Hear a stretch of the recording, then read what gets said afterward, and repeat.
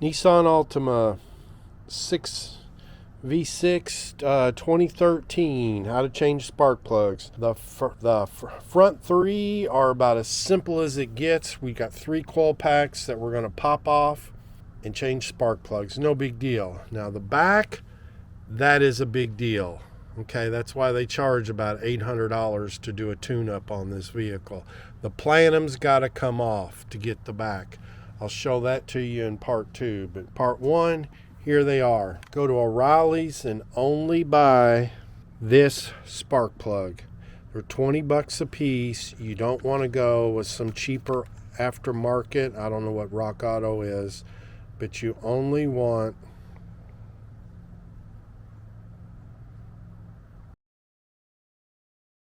the gap is, I think, around 44 thousandths. You do not, they are pre-adjusted at the factory. You are not going to adjust them yourself.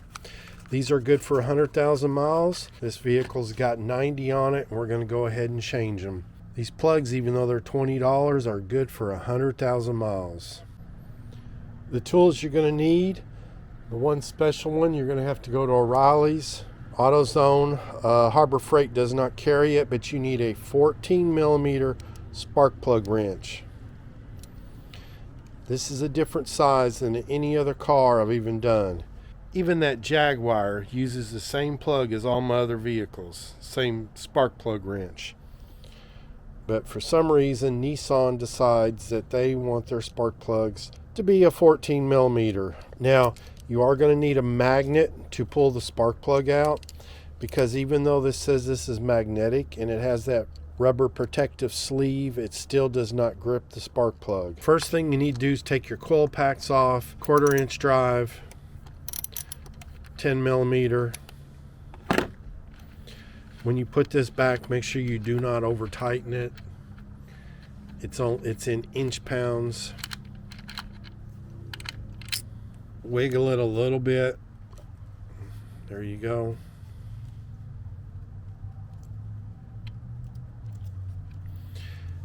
It's a little bit easier if you get some elevation to pull your coil pack out. Just like that.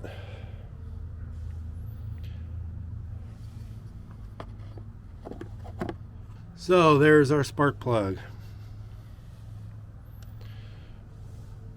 With a long extension, we're going to reach in there. Make sure we are seated. You do not want to strip this out. They're not in there very tight.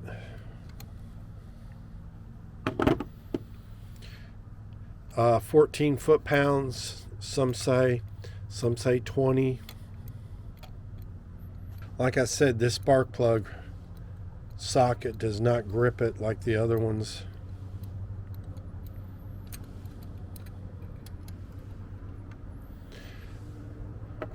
Once you get it loose, you'll see that it's dangling there. We're going to take us a magnet.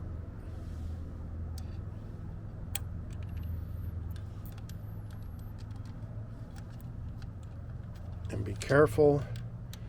And we're going to pull the spark plug out. Now, even though this has supposedly got another 10,000 miles on it, you'll see where we have some heat-related damage. Make sure that you buy this particular spark plug. And that gap is 44 thousandths. Well, like I said, it's good for 100,000 miles. So like I said, your spark plugs come pre-gap as a protective plastic coating. They're $20 a piece. Spark plug socket will not hold this, so we have to use the magnet. Be very careful. Don't drop it.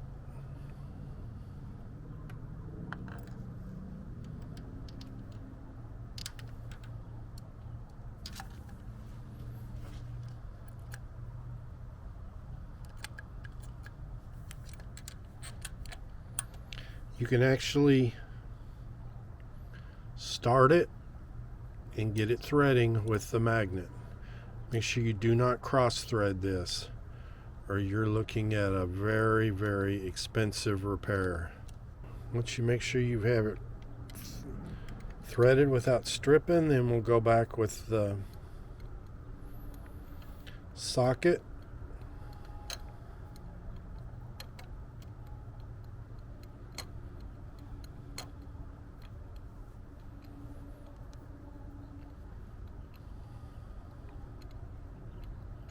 So we're seated down. Now this is only going to be, now as you're torquing this down, you'll keep feeling like you're over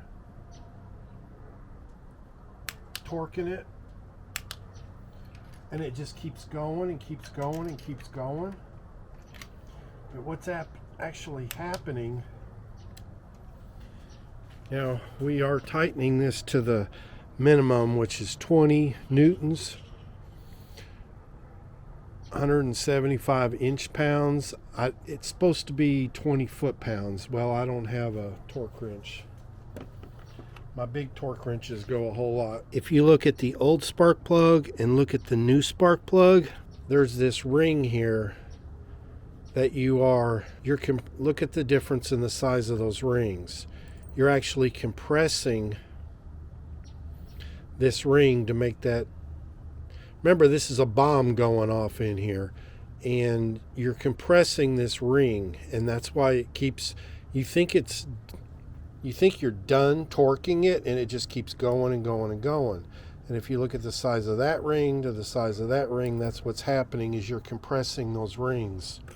I wouldn't worry about using a torque wrench if it was, that thing that's got steel heads. These are aluminum, and if you strip them out, you're screwed. So part 2, we'll be taking this plenum off.